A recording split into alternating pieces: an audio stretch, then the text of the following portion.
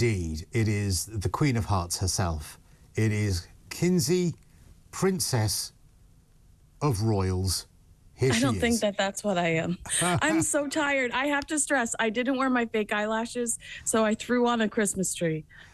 I apologize. What is that? Is that a sustainable Christmas tree, like King Charles? Yes. I hope so, because you know what? Lovely to see you, by the way. Merry Christmas and all of that jazz. Have you seen Charles, King, has got biodegradable baubles on his Christmas tree? Now, have you ever encountered a biodegradable bauble, Kinsey? Well, I would expect nothing less from the man. I think it's charming. What, that he's got a living tree? Apparently he's got the roots on the tree as well, which are going to be kept, because, you know, normally you chop the tree off and then you shove it in a bowl. Right. No, he's actually kept the roots of it. It's living, and he's basically also put sustainable decorations on, like sliced dry orange. That's very classy. Paper snowflakes, pine cones, syphilis, physalis, not syphilis, physalis fruit, which is a pretty type of ground cherry, hand-turned wood bells, as well as glass-blown baubles, which are used blowing iron and are recyclable. So this is very much the king with his sustainable Christmas, which of course will be in his message. What do you make of the fact that the king, as is on the front page of today's Mail on Sunday, will have an eco-themed Christmas message? Well, based on your tone, I feel like you're feeling a little cynical about the whole situation. My first instinct when I saw it was, oh, not yet, not today. But he wants this to be his legacy, so I understand. I mean, I know we roll our eyes really hard because it's not anything we'd expect to hear from the Queen. But at the end of the day, I do think it's an individual that is trying to leave the planet better than he found it. And how do we criticize that? It feels, I mean, ridiculous to criticize somebody that wants to leave the world a better place than they found it. Well, I'll tell you how you criticise it. In fact, I'll show you. Here we go.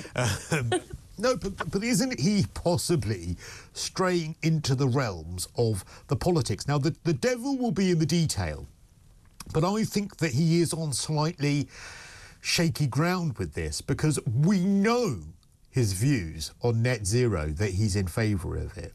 We know, based on his previous letters and ramblings, his absolute acute love for the environment. Now, if he makes a more general message that we need to conserve the planet and that we need to be environmentally friendly, I can get on board with that.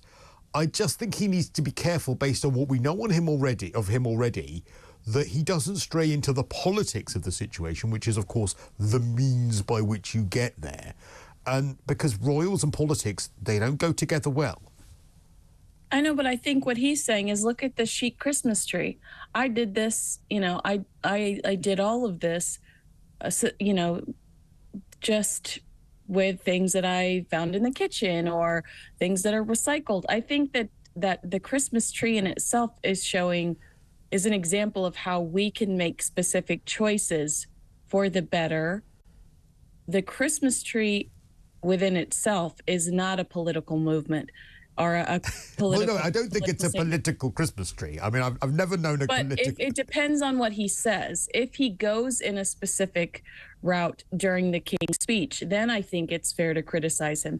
But I think this is him showing us an example of how to live sustainably in a chic way, the same way there was like an entire spread in Vogue a couple of years ago where it was all recycled clothing. And the Prince's Trust, he's constantly challenging some of the people that work with him through the Prince's Trust. You know, oh my gosh, did you see the girl that turned old curtains from the castles into wardrobe? Yes. So I think that what he does, so far, he hasn't necessarily been political. What we've seen him do is show us tangible examples of how we can change the way we function.